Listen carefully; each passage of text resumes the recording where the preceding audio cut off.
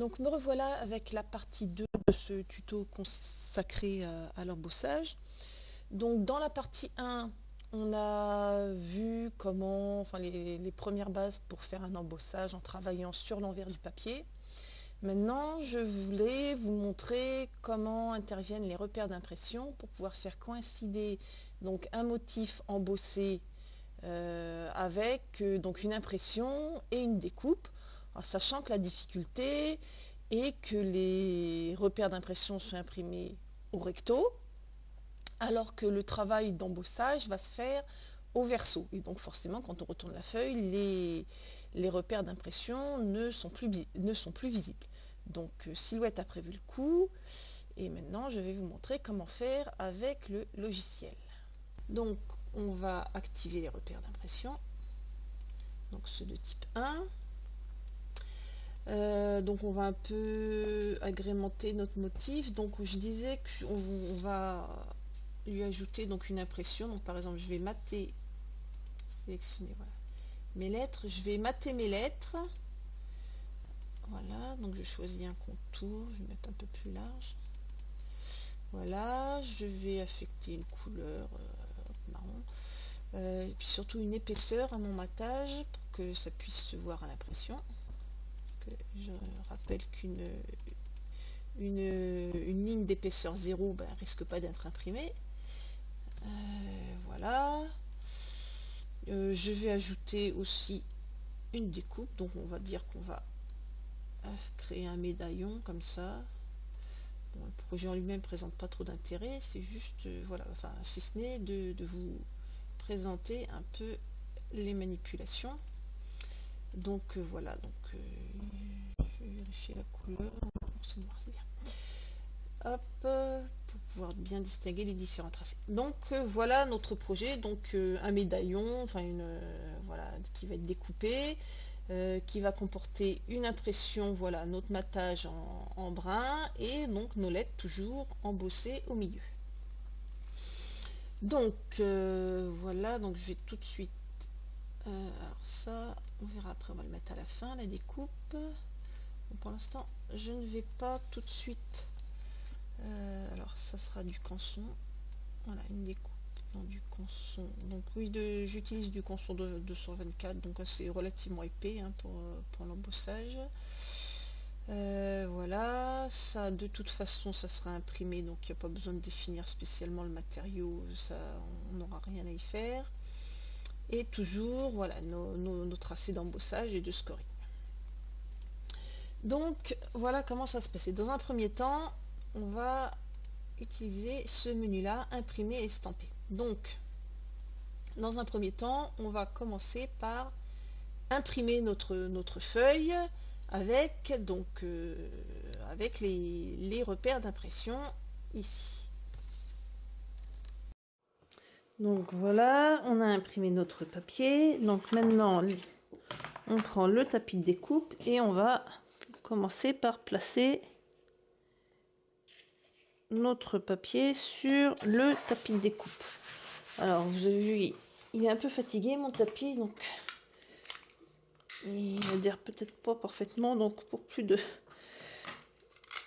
sûreté, je vais rajouter deux petits coins de scotch, ça fera pas de mal. Donc, et on va remettre tout ça dans la machine. Alors, je vais placer dans l'emplacement de gauche. On va placer la lame, donc comme là on va vouloir couper, donc je vais mettre la lame à 3 pour mon papier, ça correspond au réglage qu'il faut pour couper du canson de cette épaisseur. Voilà. Voilà. Et donc là maintenant je vais couper les marques d'enregistrement parce que le souci c'est que pour embosser donc il faut travailler au verso, mais si on retourne la feuille, les marques, les repères ne sont plus visibles. Donc Silhouette a prévu le coup, donc on va lancer.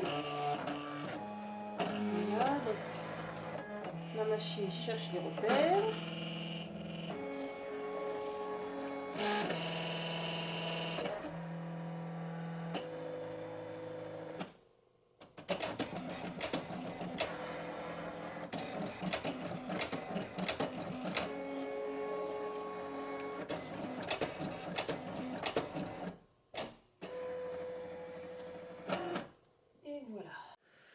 Donc voilà, on va ôter notre papier.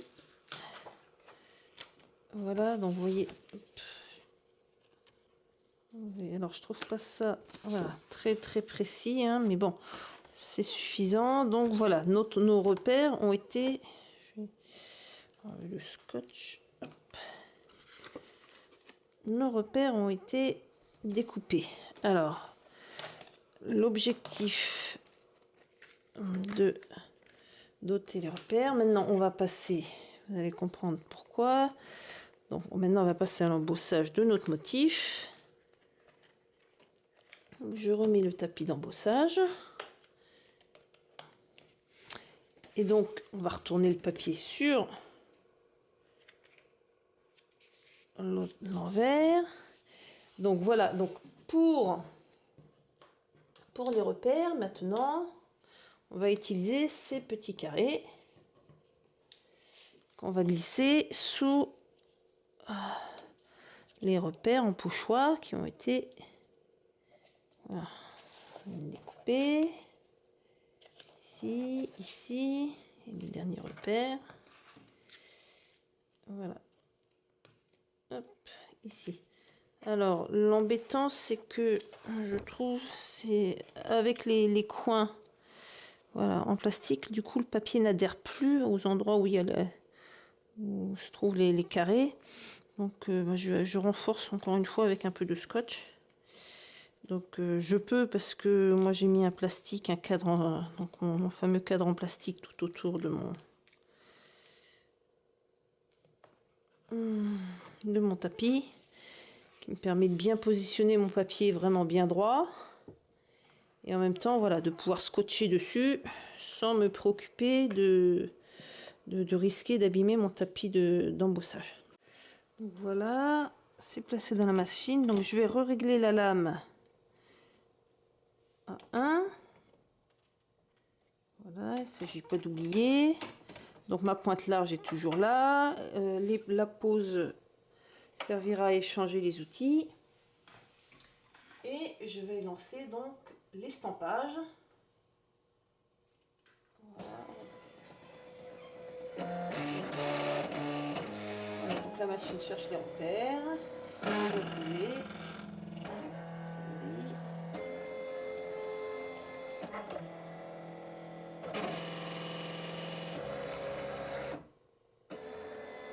Et c'est parti.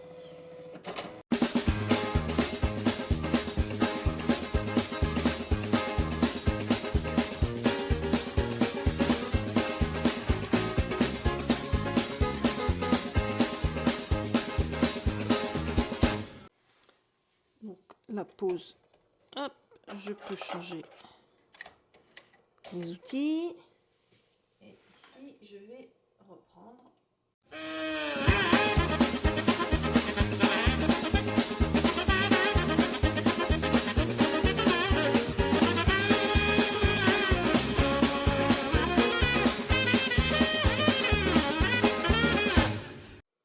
Donc voilà, je vais ôter mon papier. Donc voilà, on voit bien que le motif voilà, est embossé et plutôt bien centré au milieu de mon matage.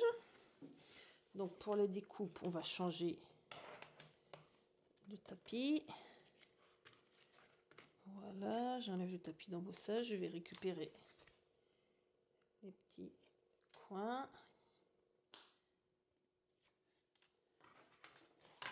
Je remets mon tapis de découpe.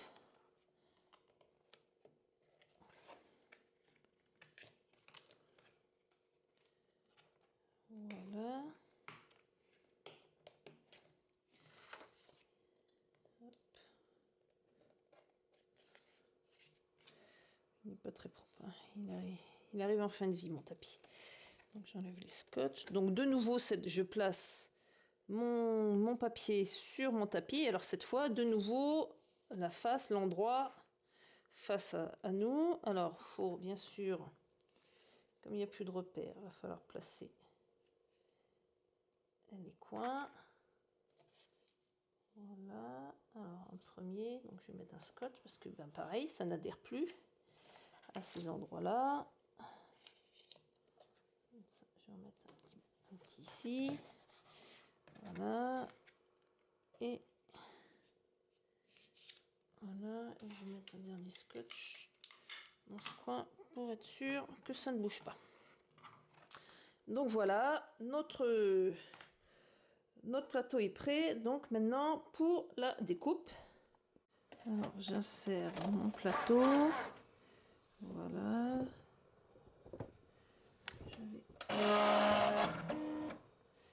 Donc on va récupérer la lame, remettre la lame à la bonne place. Donc on va la régler à 3 de nouveau.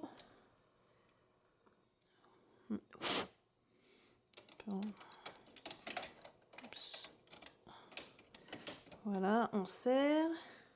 Alors pourquoi je n'ai pas mis simplement une pause et puis fait tout dans la foulée? Tout simplement parce qu'il a fallu changer de tapis et qu'il faut refaire une détection de repère. Alors si je mets juste une pause et que j'essaye d'en profiter pour changer les tapis et de lancer la découpe dans la foulée, il n'y aura pas de nouvelle détection des repères et donc ça n'ira pas du tout. Donc là, pour la suite, je vais supprimer ça. Je vais juste voilà, programmer la découpe. Donc, et maintenant, on n'a plus qu'à lancer.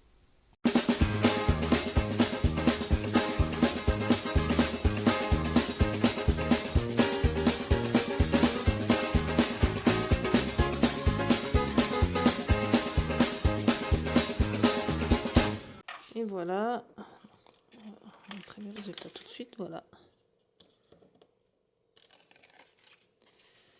Et donc voilà notre motif, donc embossé, imprimé, découpé.